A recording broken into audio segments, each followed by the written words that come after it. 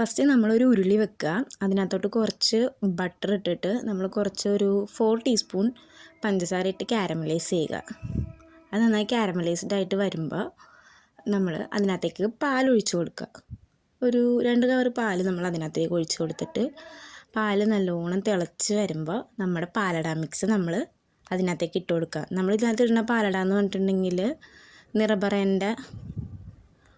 നിറബറയുടെ പാലട mix നമ്മൾ അതിനകത്ത് ചേർത്ത് നന്നായി ഇളക്കി കൊടുക്കുക. ഇളക്കി കൊടുത്ത് അതൊന്ന് കുറുകുറാന്നായി വരും.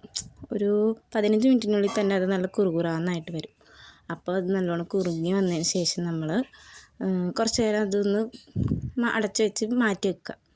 അപ്പോൾ അവസാനം ആകുമ്പോൾ നമ്മൾ അതിനകത്തേക്ക് കുറച്ച് കശുവണ്ടിയും കുറച്ച് മുന്തിരിയും നെയ്യിൽ വഴറ്റി അതിനകത്തിടാം. നമ്മുടെ കയ്യിൽ കശുവണ്ടി ഇല്ലാത്തതുകൊണ്ട് നമ്മളതിനകത്ത്